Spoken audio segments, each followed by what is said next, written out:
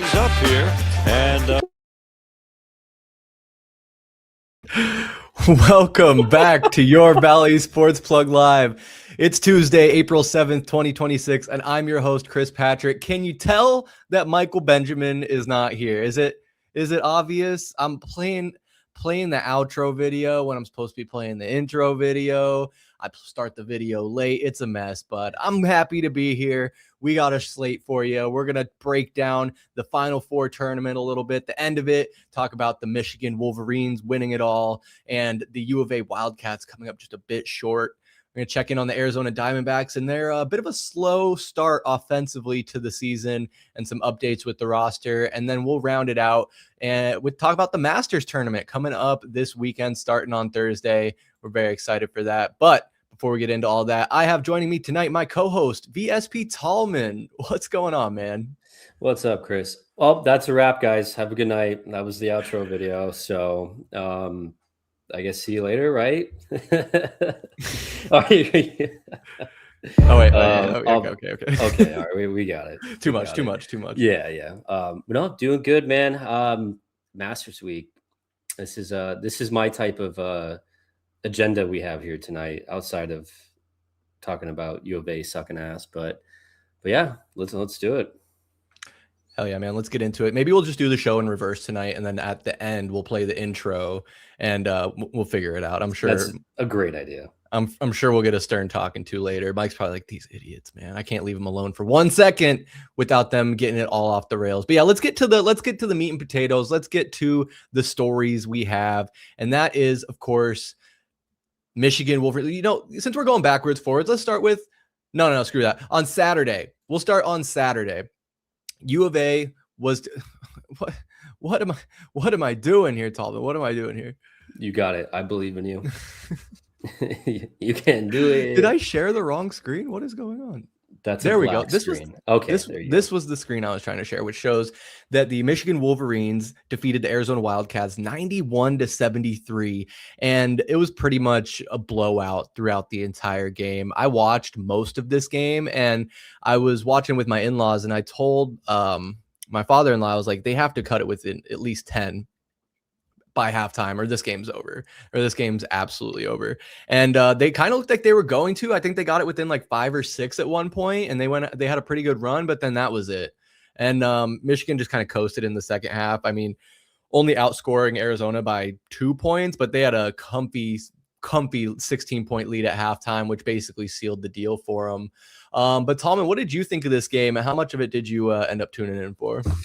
Oh, I mean, what a snooze fest, I'd say. I mean, it was right in line with what Michigan was doing to every other team in the tournament, aside from, of course, the final game that we're going to talk about. But no, I was watching the box score on the first half, and I think at one point I looked at it, it was like 18-5. Like, talk about a slow ass start there. But then I ended up watching the second half, and I went to go get some dinner with my wife at one of our local eating establishments, and I ran into my brother, who was there watching this Michigan game, and of course he was all excited, and we sat separate spots, but I could hear him clapping, and I had to turn around and be like, what the hell are you clapping about? Because I mean, I get it, obviously we already talked about it multiple times, he's a Michigan fan, but and I was in the boat of, let's just have something nice happen to the Valley sports wise for once. And of course that just couldn't happen. I mean, it's another Arizona team that didn't show up, couldn't finish the job. I mean, I think it was one of the worst games they played all season, right? Shooting percentage wise from the field. Their freshmen that they relied on, playmakers, had a tough game there. And I think Michigan's size just destroyed them, because U of A all year was like, we're not going to kill you by the 3-pointer. We're not going to shoot 15, 20 3-pointers in a game and make them. It's like, we're going to kill you in the paint.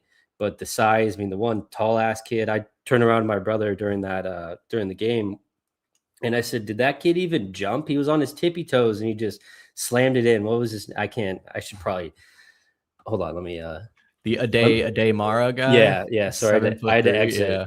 I had to exit on my taxes. I was doing my taxes. I know there's only a week left. Whatever. All right. Leave me alone. But yeah, that Mara guy or whatever, he's like he's like 8 feet tall, but he's a monster, dude. But yeah, they just out physicaled them, man. Just wore them down.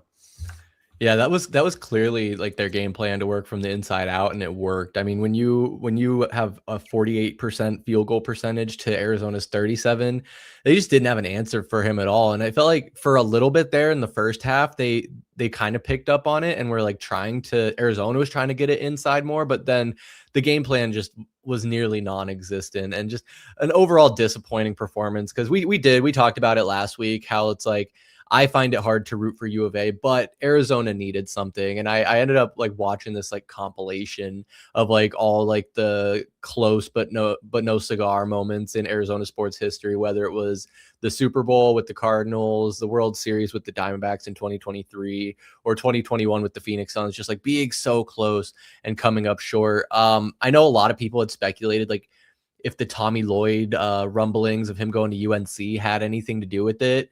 But I think it was before the game even started, they kind of put that to bed on like that Wednesday or something like that leading up to it. So I thought it was the day before.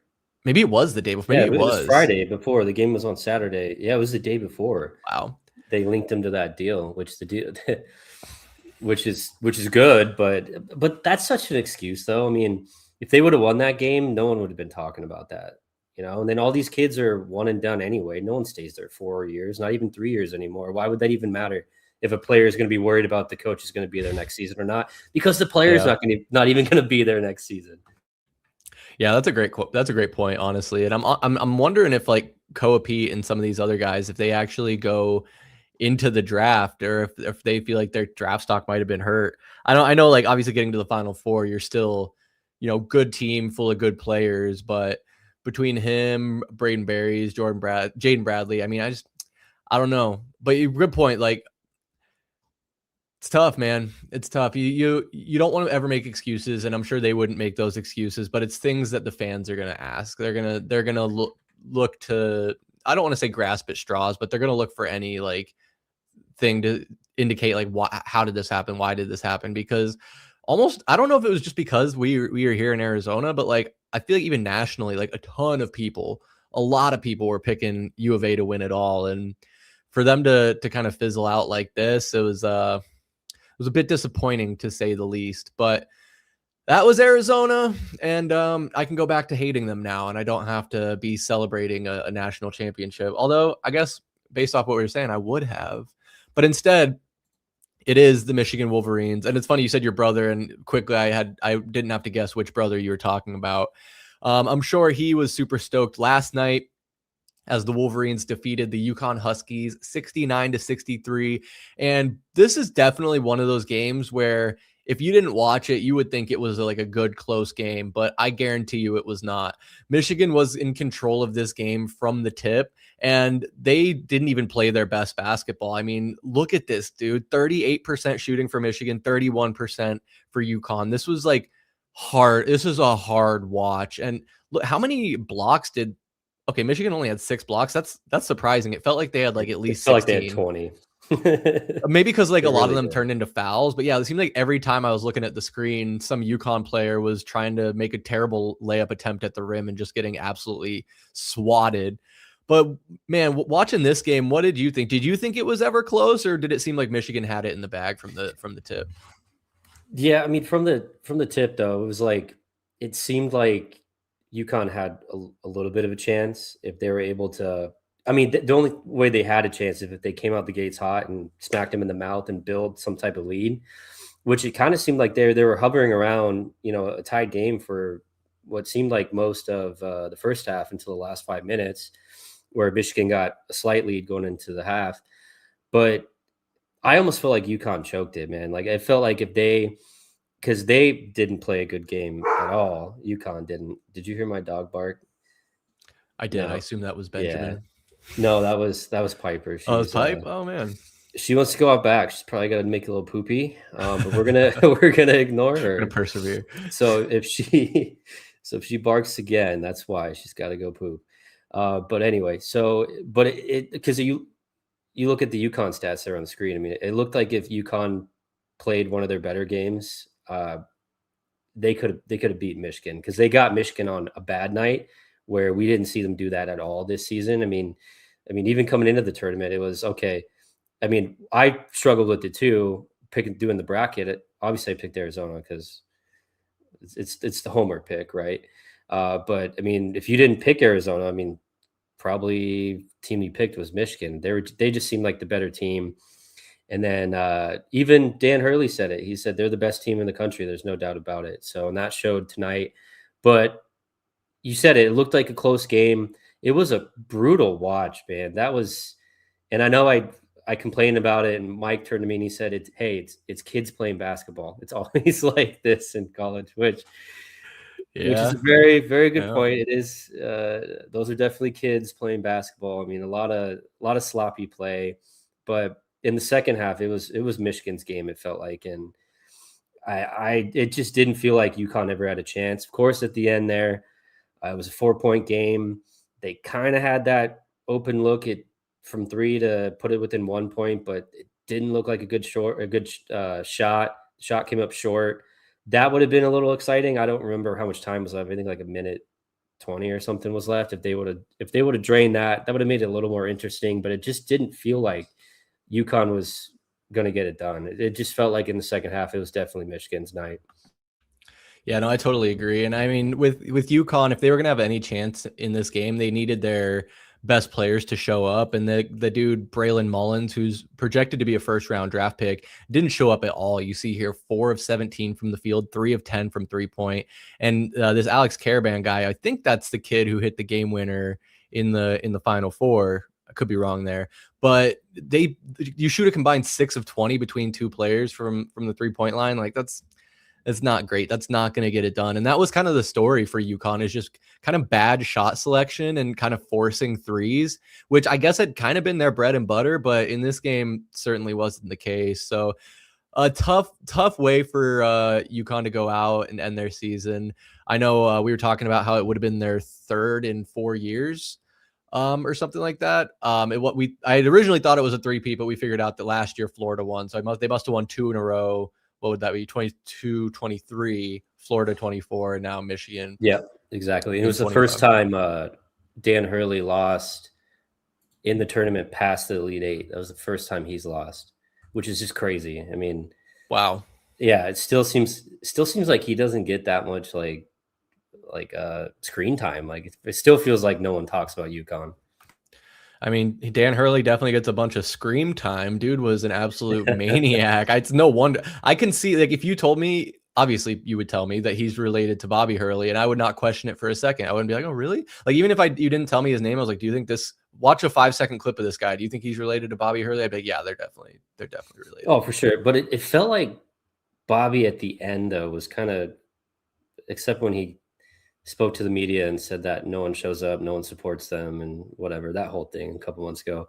But it seemed like he cooled down a little bit. I don't know. Maybe I just haven't been watching enough, but definitely he had that reputation of just going absolutely nuts on the sideline. Yeah, I think you could probably partially attribute that to, like, quickly after the season started, he kind of saw the writing on the wall of, they're not gonna re up my contract. This is probably it for me. And I don't know if he's going to go coach somewhere else or not. He was like, I can't connect with these kids. How do I reach these kids? Do you remember that South Park episode? Yeah, I remember. Thank you. I just imagine Bobby in practice like 6'7", right? 6'7", no. Just like. Yeah, I shouldn't even laughed at that. What the fuck? Was that painful? Was that painful for you? It was. I'm so glad that's kind of going away, though. Right? Is it though? I don't know. You're on social media more than me. You should yeah, I think it's going away. I think once like older like adults and people start like getting in on the kids thing, it's not cool for them anymore, Yeah, it was like when everyone's parents got made a Facebook. And all the kids were like, nah, you know what? No, that Facebook's for old people. And then your grandma made a Facebook. And then she's like, adding you. Hey, and Sonny. Yeah. I was like, oh, there's my adorable grandson. They've completely taken it over. I wonder if good shit. Wonder if that yeah, man. You gotta love it. But it's a great way to stay connected with your relatives, Tallman. Yeah, and all those people you went to high school with. Yeah. But yeah, man. So that was that game. The last thing I'll say is I thought was interesting is that they showed a graphic during the game that Michigan's starting five was all transfer players. And I love that anytime like someone wins something, everyone's like, they said we couldn't do it. They said I was washed up. And it's like, dude, nobody said that. Like whoever said like, oh yeah, Michigan has no chance. Like I'm pretty sure there were a good amount of people that chose them to win. But hey, whatever motivates you, whatever keeps you going, like more power to you. Moving on, however, let's go and talk about some baseball because, of course, when it's Chris Patrick and VSP Tallman, we got to go heavy on the baseball topic, and we'll do a more broad check-in. But I would say let's start with the game today. Your Diamondbacks were exactly 5-5 at the start of the afternoon. The game was bumped up, I think, 3 hours due to some inclement weather on the East Coast, but they ended up losing in the bottom of the 10th inning, 4-3. A valiant effort in a Zach Gallen start. Finally, Cattell got some hits. Carroll got a hit in there. Perdomo's just ice cold. You see him batting 162 on the season. Got a run across though, for what it's worth. Tallman, did you tune into this game in the afternoon, or were you too busy working? No, I did for sure. It was I forgot they totally moved it, so I was out. I was actually driving, and then I was like, oh shit. I was like, I would have totally moved my schedule around to watch this game. Just kidding. I'm gonna work. But no, I was listening to it on the radio, and then I got home. I started watching it, probably the 5th inning. But it was, thank God they moved it up, dude. I mean, it was still 50 degrees at first pitch, and they showed everyone bundled up. It was windier than hell, dude. Like it was howling, which totally affected the game. I mean, there's no one hit a home run. There's no way anyone could have hit a home run the way the wind was coming in from left field. So that played a big factor.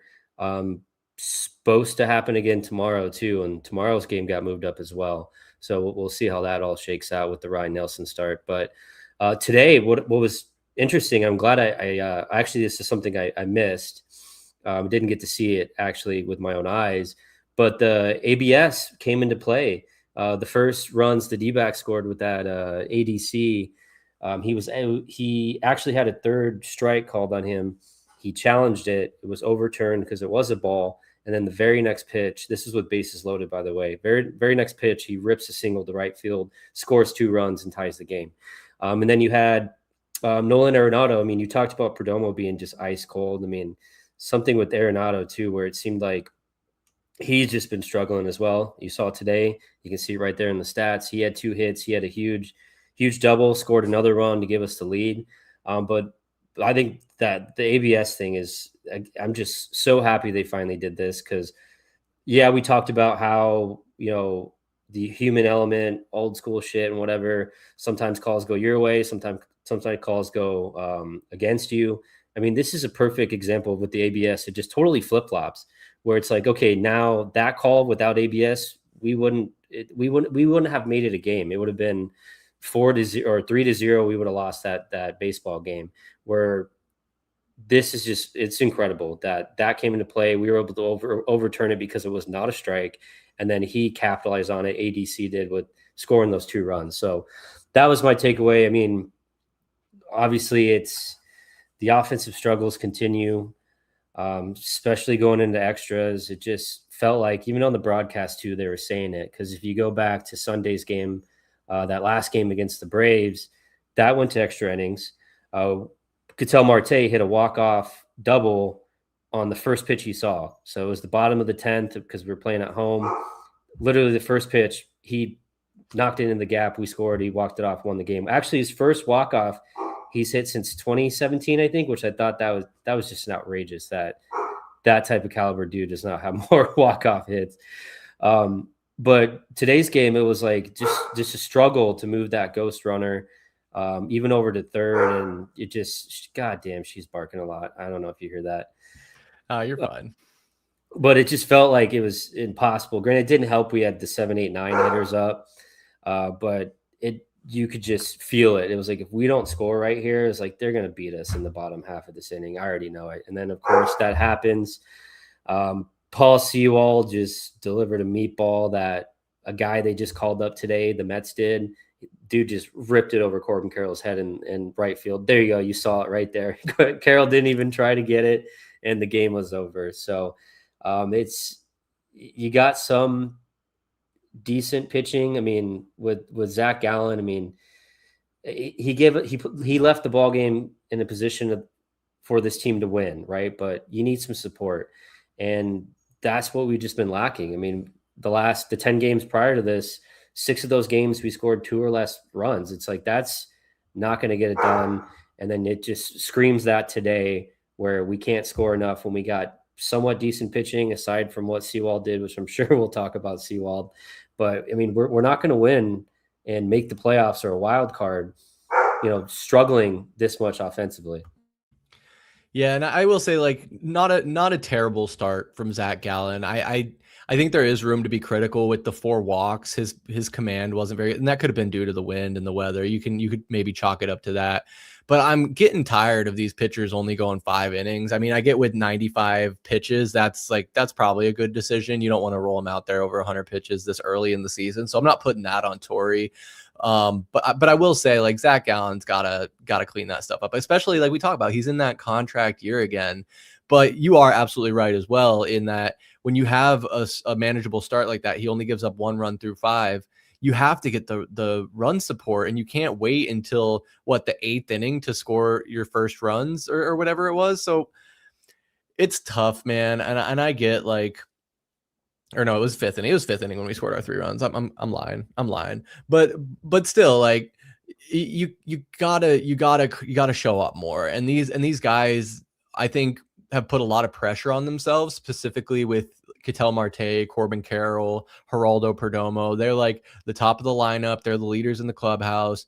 Carroll's going into his 3rd, 4th full season now. So he's feeling the pressure to be that leader, take that next step. And man, I think they just got to settle in. I had heard that Torey Lovello had kind of pulled them in and is like, you're not going to hit 2 home runs in every at bat, or 3 home runs in every game or whatever. Like, you just got to try and be who you are and play well. And I don't know what's going on with Geraldo Perdomo, because I think we all expected him to pick back up where he left off last year, and it just hasn't been the case. And I think, if I had to guess, part of it could be because he's on my fantasy team. I don't want to make it all about me, but it's just like, at a certain point, the luck that ain't going the way it should. But speaking of the luck not going the way it should, the Diamondbacks also have suffered a number of injuries. The news over the weekend, I believe it was, that Jordan Lawlar had taken a pitch off the hand and has broken his wrist, broken his hand, something like that. Do you know exactly? Yes, it's a broken wrist. Broken wrist. So he's moved to the 60-day IL. He's on the shelf for, I think, 6 to 8 weeks is what they said. And then today the news came down that Carlos Santana is on the injured list as well. There's a lot of speculation on if he'll even rejoin the team. I think it was like something like a hamstring injury. He got a hit or something, and he couldn't even barely get to first base in that game. I think it was the Sunday game against the Braves, right? So that's, I mean, you weren't really getting much from Carlos Santana anyway. You got him kind of on the cheap, and you took a little flyer to see what he might have left in the tank, similar to Nolan Arenado. But man, just not great when you also consider that Pavin Smith has been in and out. I do really like the young kid, Jose Fernandez. I think he's got a lot of potential to be kind of a Swiss Army knife infielder, but he's a little green. He's a little aggressive swinging at the first pitches. And, we loved the first game where he had 2 home runs, including the walk-off game winner, but you can't expect him to do that every night. And he's obviously come back down to earth a little bit. But yeah, Santana was batting 0.83 on the season. So not even 100. I mean, obviously, as much as we've dogged on Jordan Lawlar, he was off to a decent start this season with a 333 batting average. So clearly that's the bigger loss. But I guess I'll pick it up, kind of with the first base position. With Santana going out, what do you think is going to be made at that position? Yeah, I mean, it's because you're right. You mentioned Santana's average. He's 2 for 24, man. And one of those hits he was injured during it. So it's like, I don't think this is going to be a huge blow. The only thing you'd have to be worried about is a possible decline in the defense you're going to get, because that the Fernando guy, it's like he only played, I think, 4 or 5 games at AAA at first base, so he's very raw at that position. But honestly, I think the answer right now is what they did today. They put Ildemaro Vargas there at first, and he's been hot. I mean, he's had one of the better bats in the lineup. Him and pretty much Corbin Carroll have been the two guys really doing the damage. Catel's kind of getting there now, but it's really been them. And Vargas, he had a mean scoop today at first base when the game was pretty much on the line in the bottom of the 10th, where it still felt like if we got a couple outs, maybe, we could still push it another inning.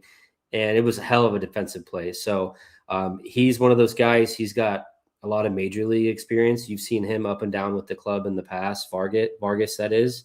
So I think that's the dude I'd roll out there. Not every single day. You sprinkle in Fernando there. I don't know about this kid that they just brought up. What's his name? I know it's Baker. I don't know. I don't remember his first name. Lucan. There you go. I know on the broadcast today, they're like,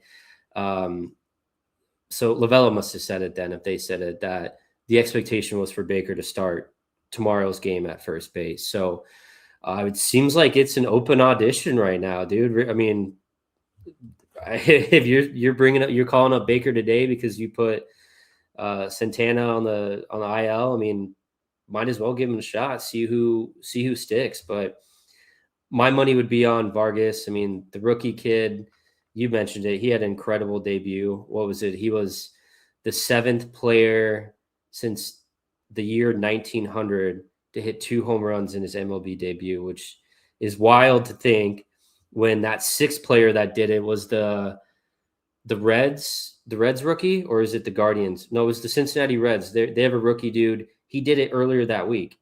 He hit 2 home runs in his MLB. Are you kidding me? Yeah. So That's in the crazy. same week, 2 dudes added to that list. So prior to this season, there was only 5 people that ever done that. So that is a hell of a way to come.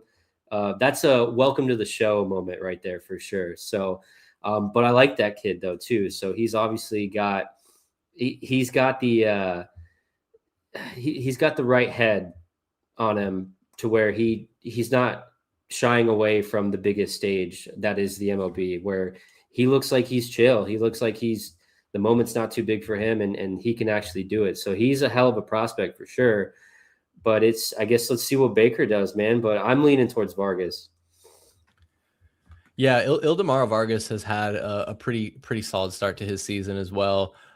He's batting .438. Obviously, that was only in a limited sample size of 16 at bats, but you got to give credit where credit's due, because to hit that at the big league level, and of course he'll probably come down to earth the more playing time he gets. But I like how you put it, like where it's like a kind of an open audition right now, because we mentioned Santana going out. Pavin Smith is still on the 10-day IL, so it's really like anybody's guess.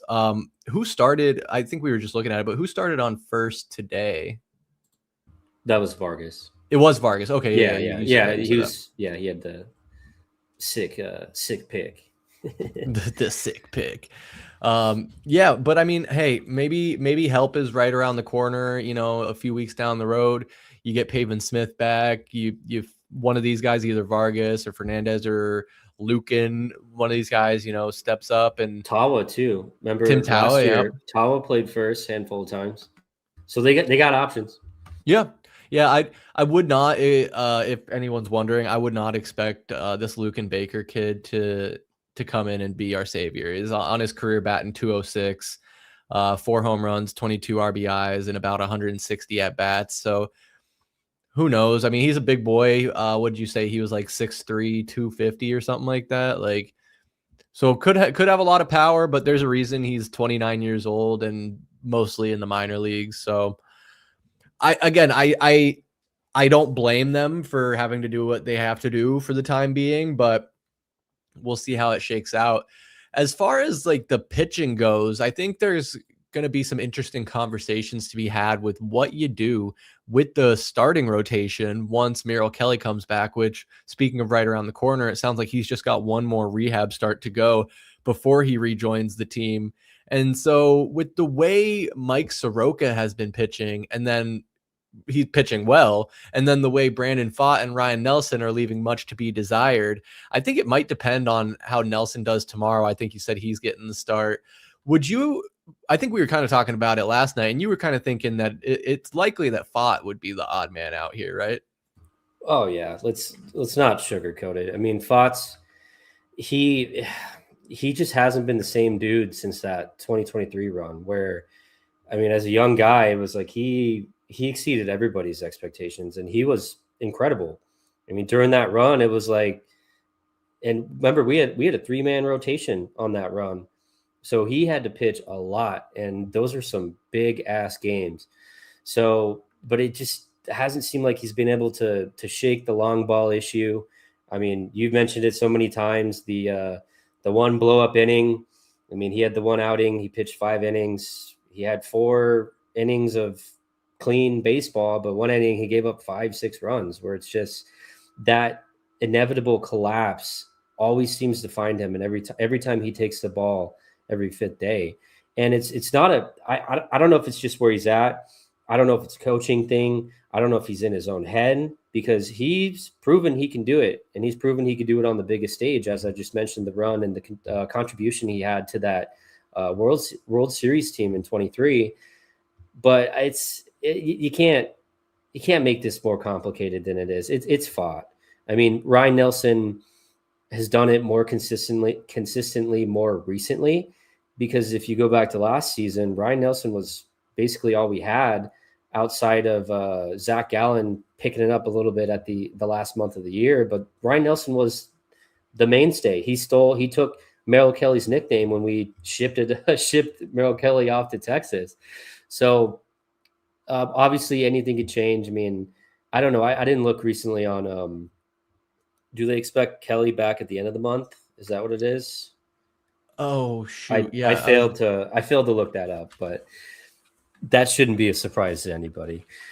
But going back to not making it more difficult than it should be, it's obviously right now it's Brandon Pfaadt. And you can look at, they gave him the 5-year deal, $45 million, but even then, that's not that much cash for a dude he's a good player. He's a good pitcher. And I still have the belief that he's going to be a good pitcher for this team until the end of his contract, at least. But he's got to go in and be the long reliever in the bullpen until otherwise. And it's a great problem to have if you're Torey Lovullo, because once you get Corbin Burns back, that conversation is going to start again. If you continue to have Soroka doing what nobody thought he could do this year, Eduardo picking up where he's left off with the WBC, and then hopefully Kelly comes back and does what Kelly does, and Zach Gallen figures it out. Hope Ryan Nelson, I mean, he's the one dude that can throw 97, 98 miles per hour as a starter that you have, so he's good to keep in there. But this is going to get even more trickier when Burns comes back. And again, this is great. This is awesome, because if this is the surprise. We said it before the preview, when we previewed the season, it was like, we're going to have to score 10 runs to win any game, because our pitching is just probably going to blow. And through these first 10 games, it's been kind of the complete opposite, where we can't score runs, and our pitching staff, starting pitching that is, and then of course, I mean, we'll get in the bullpen, I'm sure, because they haven't been completely awful. They have a really high ERA. It's like 6.45 or something, which is like second worst in the MLB. But if you're not watching all the games, if you're watching all the games, that ERA would surprise you, because sometimes it does appear the bullpen's been a little better than everybody anticipated. But coming into the season, it just felt like we were going to have a hard time until we got Corbin Burns back in that mix. Because I would have been the first to tell you, I didn't expect Soroka to have this hot of a start. I didn't expect Eduardo to do what he did in the spring with Venezuela, and then actually pick it up, put it in a backpack, and bring it to Arizona. It's been great. It's been fun to watch, but we got to figure out how to score some runs. Yeah, it seems like we do this like every year. We were like, oh, last year's like, oh, the pitching's so good, and then it was just kind of fell apart. Now it's like, oh, the offense should be good and at least be able to carry, and they're not. But it is nice that it's not all falling apart, right? Like there are bright spots, like you mentioned with Soroka and Erod, and I think he totally like bottomed out the expectations for himself last year. So no matter what he came in and did this year, it was looking up, but. I mean, shoot, he hasn't given up a run in 12 innings pitched so far this season. It's incredible. And then Soroka's sporting an 0.90 ERA, so I think he's only given up one earned run. And you look at Brandon Pfaadt, like 6.75. I know that's what two starts, so you got to give him a bigger sample size. But according to this article and what Torey Lovullo said yesterday, looks like Merrill Kelly is going to get one more rehab start, and they expect that he will rejoin the team before this road trip's up, which is in 11 days. So we could see him as early as next week take the bump for the Snakes, and you got to believe that Ryan Nelson's start tomorrow is probably going to play a large factor into Torey Lovullo's decision making. If he goes out there and has a good game, I think that almost solidifies that Pfaadt is going to be in the bullpen. Or I've mentioned it and been called crazy.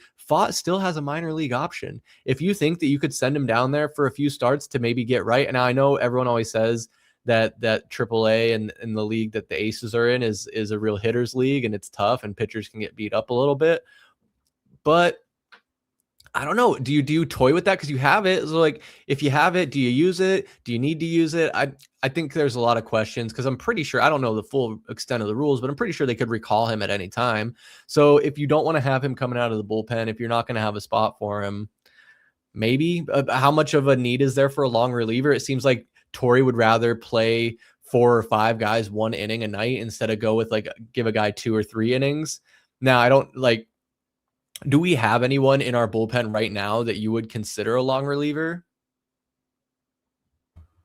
Putting you on the spot. No. But I mean, so yeah, but let me touch on the first part. Yeah.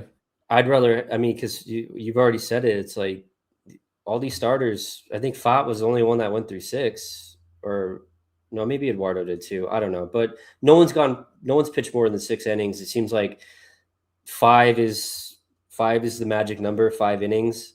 I mean, we've seen people exit earlier after they got blown up, but if you're seeing your guys only go 5 innings, it's like I'd love to see Pfaadt come out there for the 6th and 7th inning rather than trying to scramble together, because it's a rolling. Pull up the roster with the bullpen or the pitching people or whatever, pitching pitching people. But it's like we're just piecing dudes together, because I mean right now they've been running out the Taylor Clark, Andrew Hoffman's been doing some of that, and then you have your normal guys of Thompson in the 7th, Ginkel in the 8th, and Sewald in the 9th. That's kind of been your main dudes. They've been sprinkled in Loizaga and Juan Murillo, but I think right now it's basically it's Taylor, Clark. I think Ryan Thompson's been out there sometimes earlier in the 6th. They experimented with Joe Ross, who had a great showing in LA, but got absolutely bombed on. And Ryan Thompson did not help him at all. Gave poor Joe Ross all those earned runs. But I don't think it would hurt. I mean, it's not ideal because you're just adding another right-handed arm to that bullpen. But if you have an established dude that can go in there and get you, and then even because I say the sweet spot, the magic number is 5 innings, but I also mentioned people exiting earlier, because it's not all going to go our way every single game. We saw it in that Atlanta Braves game where we lost 17-2, which just destroyed our run differential, and it's going to look like shit for the next couple of weeks. But it's like those games are going to happen more than we like, and you need someone to go in there that can.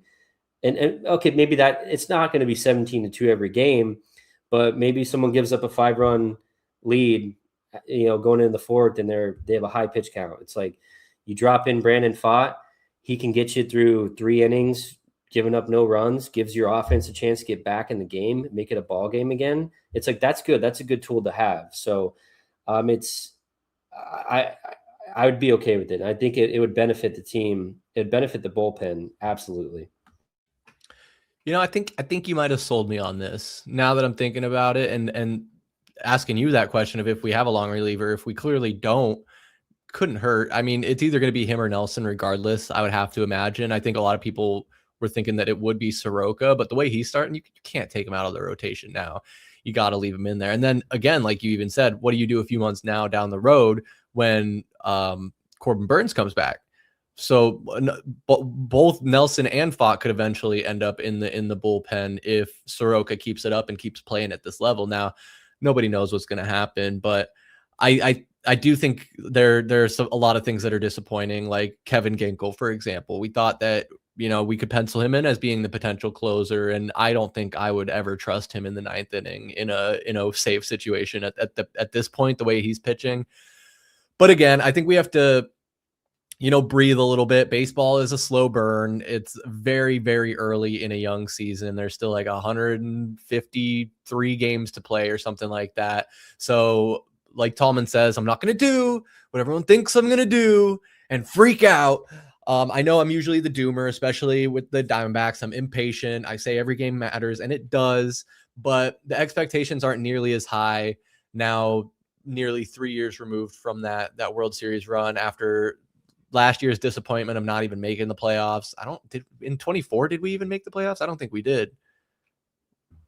We haven't been in the playoffs since we made the World Series. So expectations have been tampered, and I'm not in a full panic mode yet, but you want to see this team be competitive, and just hovering at 500 isn't necessarily giving me confidence that they will make the playoffs. But again, like I said, lots of baseball left, and we'll continue to monitor the situation and keep you updated. But Tallman, we do have one last topic, and a fun one I know Mike is sad to have missed, and that is talking about the Masters tournament coming up this weekend live from Augusta, Georgia. And this is the ultimate golf tournament. This is creme de la creme, elite club, the green jacket. They make video games around this specific tournament. There's a bunch of weird traditions and things that you just don't see in every tournament. You're kind of the expert in the golf area out of the three of us. No, don't put that pressure on me, Chris. Don't you dare do that. I need to know your insights, but no. So I know one of the fun things and traditions we'll start off with is, and keep me honest here, I believe it is the winner from the previous year hosts a dinner on tonight. It's actually tonight. They're having this dinner tonight. So we thought it'd be fun if we take a look at the menu that last year's winner, Rory McIlroy, put together. And actually, I don't know if he put it. It's served in honor of Mr. Rory McIlroy. So I think he picked the menu.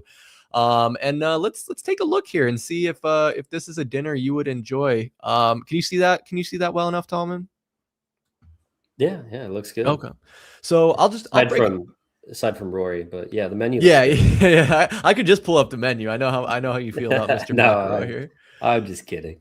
I know. But so we got that he got some appetizers, looks like 4 options, or I think you probably get a little bit of everything, I'd have to imagine. And it looks like a peach and ricotta flatbread with balsamic hot honey and basil, rock shrimp tempura, creamy spicy sauce, bacon wrapped dates with goat cheese and almonds, and grilled elk sliders, caramelized onion jam, and roasted garlic aioli.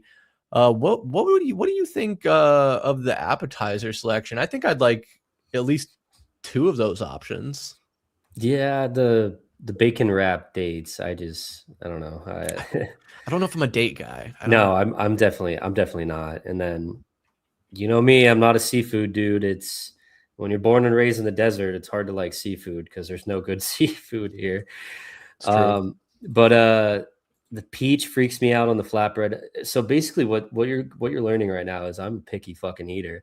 I could do the sliders. Get Tallman some chicken nuggets and some mac and cheese. Yeah, I need some dino nuggets, dude. Some dino nuggies. That's exactly. But I like that caramelized onion jam, roasted garlic aioli. Jesus. And then, did you know that Rory has to pay for all this shit? Does he? Yeah. So I did not know that. The defending Masters champion hosts and pays for the champions dinner held on the Tuesday of the tournament week.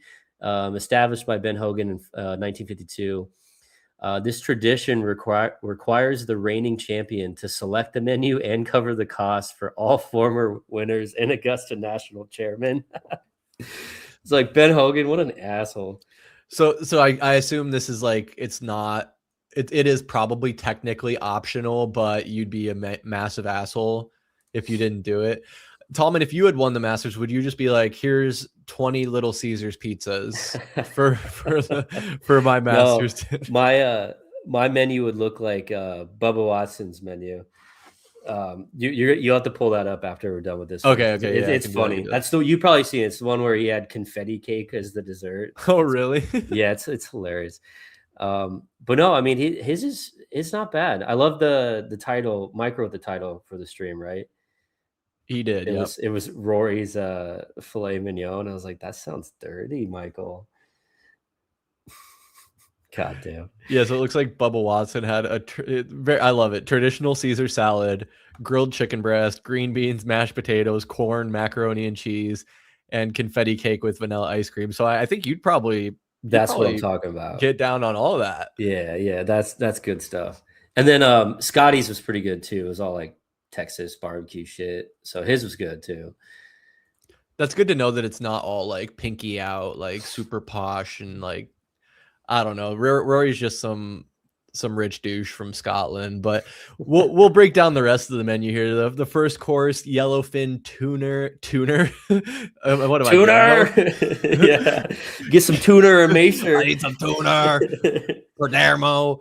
Some yellowfin tuna capriccio with foie gras, toasted baguette, and chives. I would not touch that. Tuna is cat food, although I'm sure yellowfin tuna is not the same as the tuna you get in a can at the grocery store. Regardless, not for me. But the main course sounds all right. Choice of Wagyu filet mignon or seared salmon, or what would you call it? Salmon? Salmon. Okay. Salmon. So I would opt in for the Wagyu filet mignon. Clearly, I know you would as well. Looks like that's what traditional Irish champ. Sauteed Brussels sprouts, glazed carrots with brown butter, crispy Vidalia onion rings. Oh, that actually sounds so good. And then for dessert, some sticky toffee pudding. And it's so bougie. A 2015 Salon Esbrut, so some champagne, some Burgundy. I think that's like a red wine, right? And then a bunch of other French stuff. 1989 Chateau de Yaqui. Come on. I mean, I'd get down on it. Tom, and I know you're not really a wine guy, though. I mean, no Coors Light on the menu. So no. So that's actually another fun fact about Augusta is they have a legendary wine cellar. So I don't know if they have to pay from it or if he has to pay for it. So, okay, here we go. So the previous winner, they curate the menu and picks up the tab for these exclusive bottles. So everything that's listed on their drink wise, it's from their wine cellar where it's all expensive shit. So yeah, ranging from, so Rory's dinner features $1,800 bottle, an $1,100 bottle. It's like all this shit is over $1,000. Sheesh. And you notice he's not just buying one bottle. No, you got Jack Nicklaus in there getting hammered probably. Just kidding. Oh, at least Phil's not there. Phil Mickelson can't drink all the alcohol. Yeah. So who's invited? Is it just all the Green Jackets? Yeah, it's everybody who's won, and anybody who's on the committee chair or whatever they call it. Right. Yeah, whoever the people that run the club. We know Tiger's not there either. Well, it's funny how when you flip your car the week prior, you're not there. I think he still could have pulled it off. He was walking after. Well, it's no. He had to do his whole optics. Yeah, I'm going to get treatment, and I think like out of the country too. Yeah, right? yeah. The judge approved him to do that. So he's probably just sitting on a beach right now drinking fucking Corona. he's not doing any treatment. No, his treatment is just getting away from the public eye for a few weeks. That's probably what it is. Yeah. But it's crazy. That's all right. More power to him. More power to him. So yeah, interesting menu. I'd get down on most of it. The appetizers, I agree, are questionable. I might have a grilled elk slider. Not gonna have the first course. I'll have the filet mignon. And if you've never had sticky toffee pudding, if you're ever at a restaurant that serves it, you gotta try it out. Honestly, I think the restaurant I've had it at, which is really good, is Cornish Pasty. They got a pretty nice sticky toffee pudding. Oh, do they? Haven't been there in a while. Might have to. Yeah, I haven't been there in a while either. This is a good spot. Yeah, my dog's yelling at me. She wants to go make sticky pudding in the backyard. Sorry. Okay. On that note, you might not want to eat. But Tallman, we were before the show, like literally, this is like super last minute decision. I went to the Masters website because we were talking about the broadcasting for this event and how it's kind of different from most sporting events, probably almost all sporting events. It sounds like, and again, correct me if I'm wrong here, but it seems like the Masters own all the broadcasting rights exclusively to the tournament, and they don't sell it out in a traditional way that most like tournaments and organizations do. And I've seen the meme where it's like they have their own like app. You can get like the Masters app from the App Store and like live stream it all from there. You don't need a cable subscription or anything. But you were telling me that they gave their broadcasting rights to ESPN to broadcast this with one caveat, right? Yeah, and I actually learned that today thanks to the one, the only Mr. Dan Bickley from Arizona Sports 98.7. I had no idea that was actually the thing. So this is an estimation, of course, but he wrote a good article about the Masters. Obviously, if you listen, Dan Bickley's a big golf nerd. It's actually a good read. I'd highly recommend it.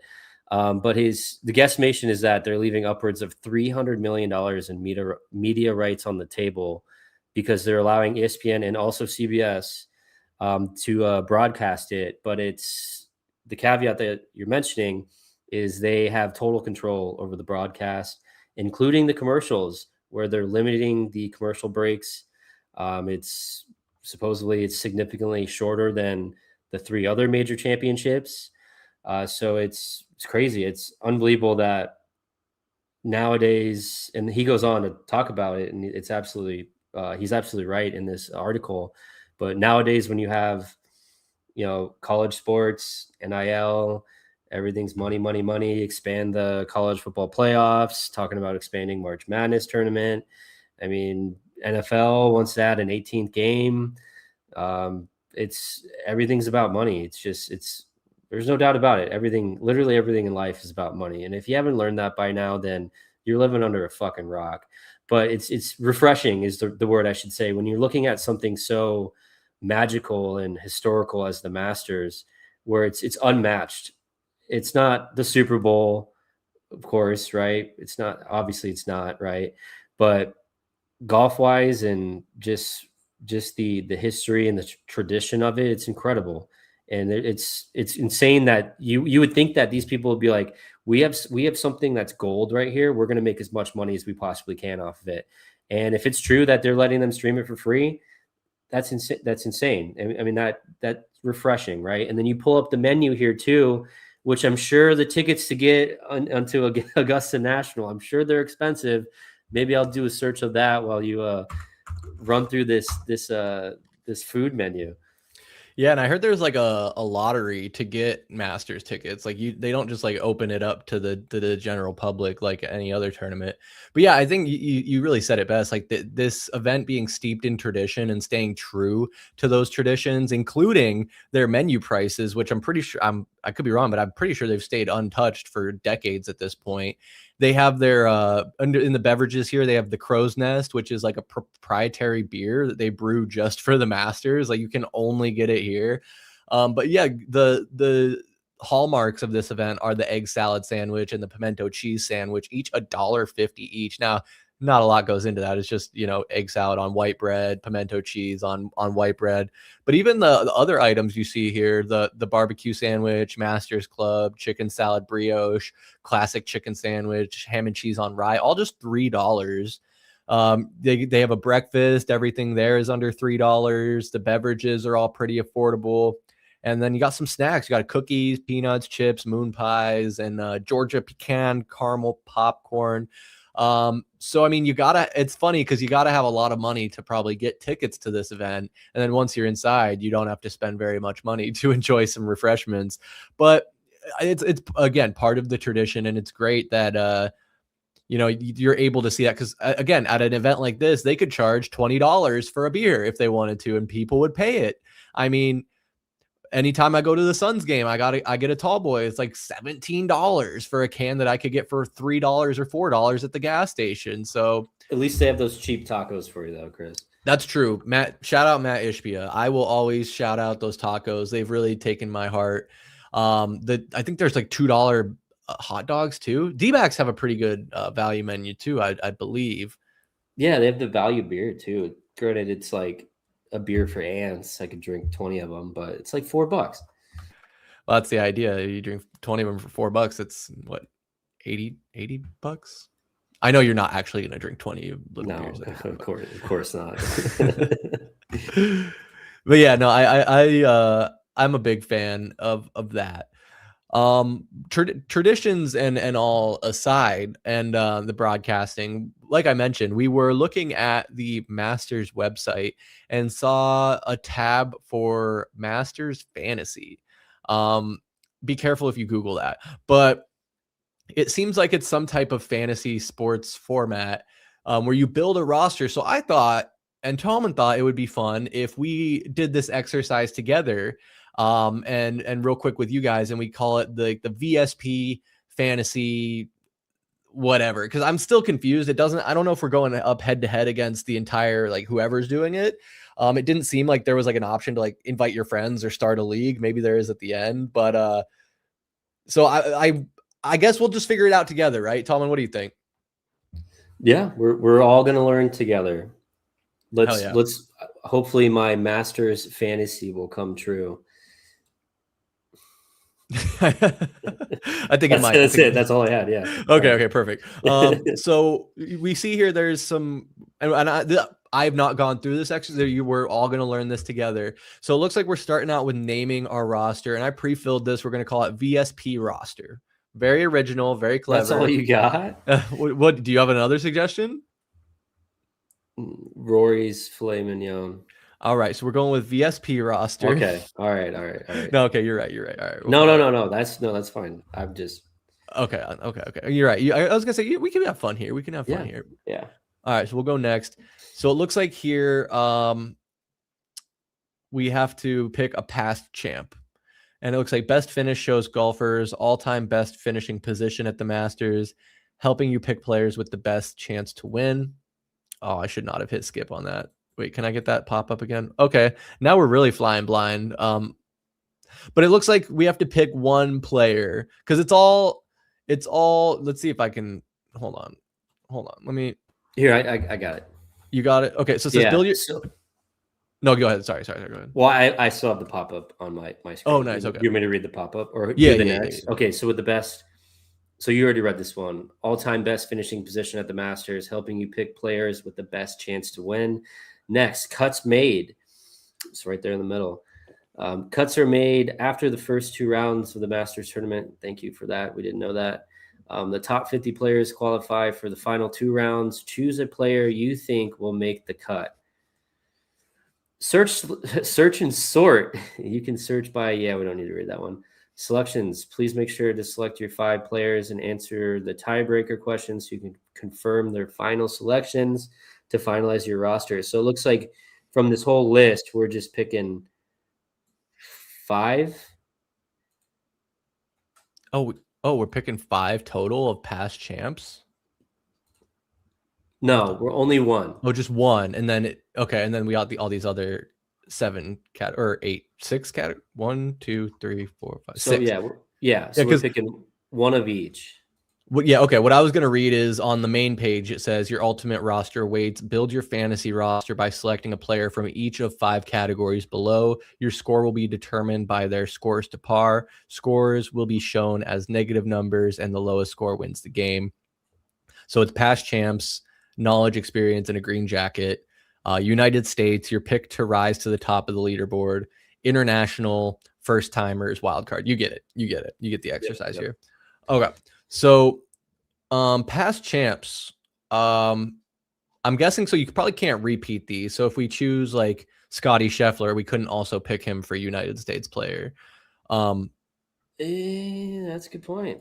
You probably can't double up. So I don't think we want to go with any of the older gentlemen here. Angel Cabrera plus 11 last year. Wow, Fred Couples though, 31 of 40 cuts is pretty good. Yeah, but he's old. Yeah, we're not picking him. Yeah, he's pretty old, man. But so we want him to. It's just his score, right? Yeah. So we're probably okay, because we're gonna have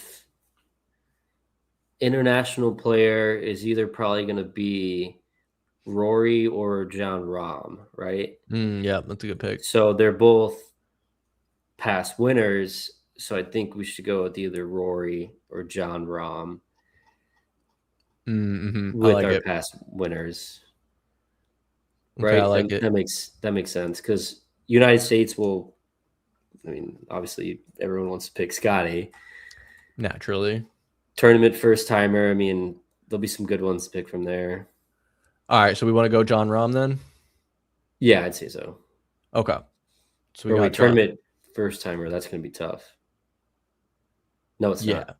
All right, yeah. So John. Okay. So now we have our United States player. Looks like our options right now: Daniel Berger, Ashke Bhatia, Keegan Bradley, Michael Brennan, Jacob Bridgman. Bridgman's been playing well, but yeah, he's going to be our first timer. He could be our first timer. Yeah, he's never played. He's on that, so that's who we should definitely pick for first timer, right? Yeah, for first timer. Yeah, not for this one. Patrick Cantlay sounds like a personal problem.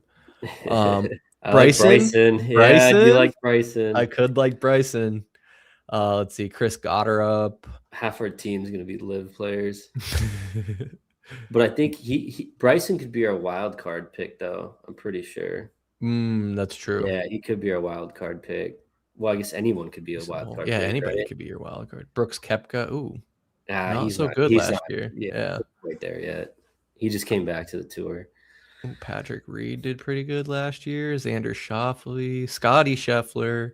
Scotty hasn't been that great. He's been struggling a little bit. All right, so his swing is out of whack, dude. It's not the same. No. Well, I bet on Justin Thomas to win, which that was probably stupid. Ooh. So we want to go. Yeah, he finished 2 over last year.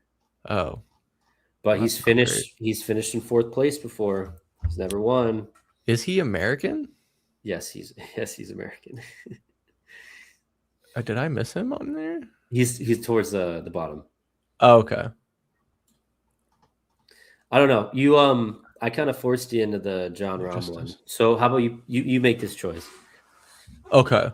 I think we can revisit wild card at any time. So I think I want to go, with anybody is what I'm trying to say. We could do that. So I think I want to go Bryson here. You go Bryce there, okay? Yeah. I think we're gonna go Bryson for our US player. So now we got John Rahm, Bryson DeChambeau, and now we go international. This Ludwig Eberg guy has been pretty good in recent tournaments. The last 2, he was in like the top 5 and just came up short. So I do kind of like him, but obviously he's at the top. Let's see who else we got. Old Man Angel, Corey Connors, Jason Day, Matt Fitzpatrick, Tommy Fleetwood, Sergio Garcia.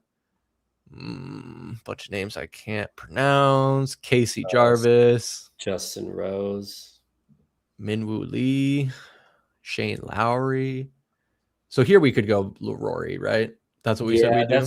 That's a smart. I mean, he's the defending champ. Yeah. He's gonna have a good showing. For me, you know how many people are gonna pick the exact same 5 people that we are? So many. That's why, I'm kind of intrigued about the Aberg guy. He's been in 2 Masters tournaments, made the cut both times. It's his last. I think it's pronounced Oberg. Oberg. Yeah. Oh, that makes sense. Because he's like from Swedish or Sweden. something. Yeah, But he lives in it's- Florida. they all probably live in fucking Yeah, Florida. either Florida, Arizona, Yeah. or Texas. You want to do Oberg? Or we're gonna leave. Well, I guess you said we can revisit the wild. That's card. true. We do. Okay, let's just stick to the game plan. Let's just. You're not gonna pick Scotty though. Hey, Scotty that's doesn't C. know. All right, C? no, hey, I'm cool with Oberg. Do you think Rory is gonna? How has Rory been playing in recent tournaments? I don't think he's been like. He's not been bad. No, I guess he's not been bad at all. All right, I'm down. I couldn't tell you. So clearly, he's been in this tournament 17 times. He knows the course, and I think for the Masters tournament, particularly, knowing the course is a big part of it. Yeah. That familiarity. So I would be down to go with Rory here. Lock it in. Okay, lock it in. All right, like you said, we're probably not the only ones that have gone with these three. Come on. All right. It took us so long to just pick fucking Rory. I know. But hey, it's part of the exercise, man. So here we got tournament first timers. I know we said Bridgman's our favorite. But we got some other options. We got Michael Brennan, Ethan Fang, Ryan Gerard, Chris Gotterup, Ben Griffin, Harry Hall. We can't pick Harry Hall just because he golfs in a beret, and I absolutely hate that. It is very old school though, so I guess I gotta give credit where credit's due. He's got an awful name. Yeah. Don't look him in the Harry Hall. Rasmus, Neergaard, Peterson, Andrew, a lot of first timers. Samuel Stevens.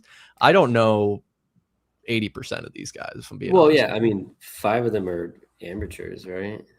Oh yeah, that makes sense. Or amateurs, not amateur. Man, they should have let 5. Yeah, 5 amateurs. So 6. Oh, okay. Wait, you can see that? Yeah, they have an A next to their name. That means they're amateur. Okay, amateur. See, that's one of those words where if you say it too much, it sounds ridiculous in your head, and you can't say it anymore without. So we just shouldn't overthink it, right? And go with Bridgman? No, I do Bridgman. All right, I like it. Don't want to drag this out any longer than it has to be. So now wild card. This is anybody that's left in the tournament. Let's see. We can do it by last year's score even. Justin Rose, Patrick Reed, Scotty Scheffler, Oberg, Jason Day, Zach Johnson, Xander Schauffele. Got some options here. Got a lot of options. Jordan Spieth. I'll let you make this pick because I feel like I've been kind of. No, who did we? So we have Rory. We have Rahm. Yeah, so we have Rahm, DeChambeau, Rory, and the young guy, Jacob Bridgman. Our first 2 picks are live golfers. Hell yeah! Are there any more live golfers we can pick from? Yeah, Phil's not. I don't know why Phil's not playing. I guess I should have looked into that. Not that we pick him anyway. Right. Well, if you're gonna let me pick, dude, I'm gonna go with the boring one. Give me Scotty. I like it, Scotty. Tiebreaker question. Okay, how many total putts will be recorded by the field for the entire tournament? What kind of question is? I don't even have a baseline. Holy shit! I don't even have a baseline. How many? What are they doing to us in 2025 Masters? Like, this isn't rocket science. This is Masters fantasy. So it says. Does not release official putting statistics. Estimates for the 2025 Masters tournament total between 8,700 and 9,500 total putts. Say that again. I was paying attention, but I wasn't. Wow, you don't even listen to me. That's crazy. It says between 8,700 and 9,500 total putts. Dude, I can't even fathom that number. That's a lot of putts. What about 24? So yeah, there were 8,000. So the Google AI probably lied to me. So there were, because there's they don't have to release the numbers. Like you would just anyway. There were 8,798 total putts recorded in the 2024 Masters tournament. So it seems like between 8,000 and 10,000, depending on how bad people are. Yeah. So this is saying on average, with 4 rounds of golf, a pro will record anywhere from 110 putts to 120 putts for the entire tournament. How big is the Masters field? Is it only 50 make it? Is it only 100? How big is Masters field? 91 players. Okay, this so it's year. 91. So 91. It was 96 last year. How big was 2024 Masters field? I don't think this is cheating because it's basically like how many M&Ms are in the jar. Yeah, so like even this 91 players times 110, that's over 10,000 putts. That's a lot of putts. Sheesh. There were 89 players in 2024 when there were 8,798. So do we want to go like in the 9,000s or like right around 9,000? Yeah. 9,726. No, I think that's way too much. You think that's way too much? Yeah. So I said in 2024 there was 8,798 for 89 players. Oh. So if we base it off that 8,798 divided by 89, so that was 98, basically 99 putts per person. So then if we do that for this, would I say 91 or 96?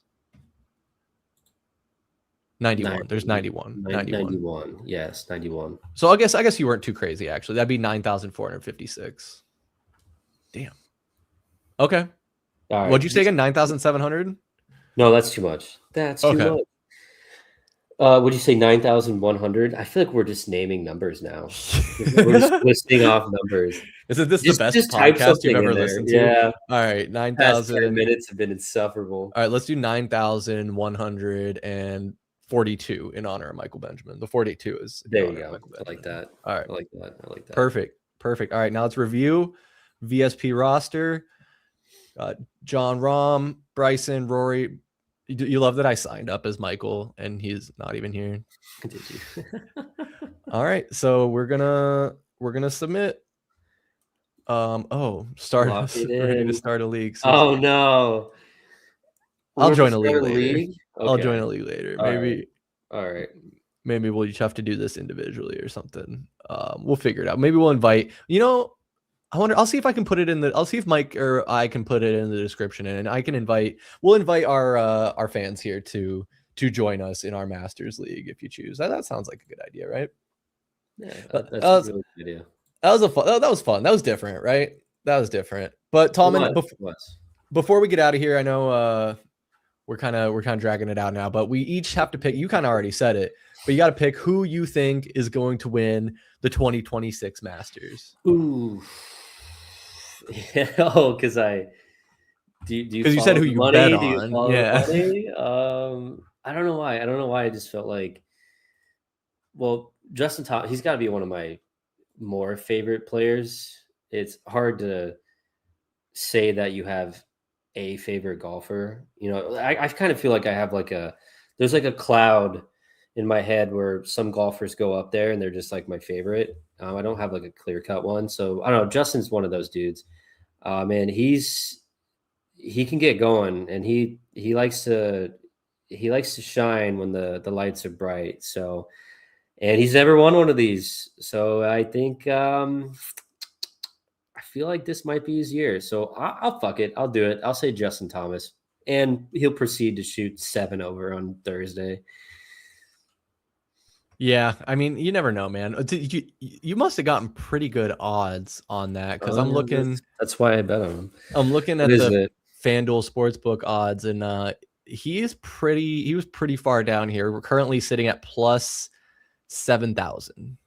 Yeah. So a $10 bet wins you $700. Yes, if my math is correct. Well, it's not a bad investment. Hey, if you want to throw 5 on it, that's win a quick 350. Not bad. That's probably a good strategy. Yeah, you just had to show the list, and there's like 45,000 names ahead of this. Well, that's why awesome. It's not very fair for me to have looked at this before I made a prediction, but it's not something I put a lot of thought into. So, I like Bryson, but I don't know. I don't plus 550 for Scotty is that's crazy. And he's crazy. He has not been playing great. Yeah, I don't know. And then you have Rory there below Bryson and Rahm. I don't know if I trust Rom. He's gonna get pissed off and throw someone into the lake. I think I'm gonna be a little different here, just because I have been watching golf a lot more, and the past few weeks, like I said, You're gonna Ludwig pick Oberg. Oberg has been knocking on the door. He's been knocking on the door, and he's more of a young guy, and not his first time in the tournament though. So that'll be my maybe out of the box pick. I know what he's sixth favorite, so it's not like too out of the box, but he's knocking on that Harry Hall.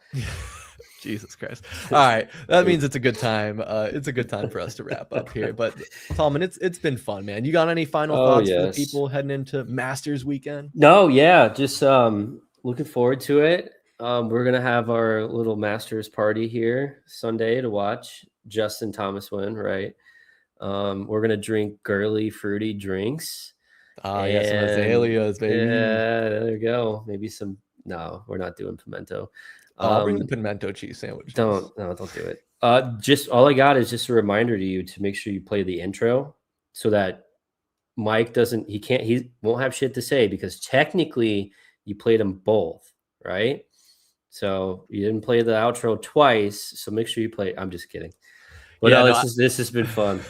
I would, for like the laughs and the giggles, but like the whole point of the outro is to like it leaves some space for the end screen. So I'll be good, Mike. I'll be good. I promise. And I was so thrown off by the beginning that I totally forgot to mention that we go live here every Tuesday around 7 p.m. We were a little late tonight. I was a little under the weather, but I'm feeling quite a bit better now. But glad we did it. Glad we did it. Thank anybody who's tuned in for our live stream or is watching on the playback. All of our playbacks are available on YouTube right here on our YouTube channel, Valley Sports Plug, and next day audio only on Spotify, Apple Podcasts, pretty much anywhere you can find podcasts, you'll find Valley Sports Plug. And then of course, all of our links will be in the description below, and you can follow us at AZ_VSP on Instagram, X, TikTok, and so much more. But one last time, thank you so much. Mike, we miss you. Hope you're having fun at the Suns game, and we'll see you next time. Peace.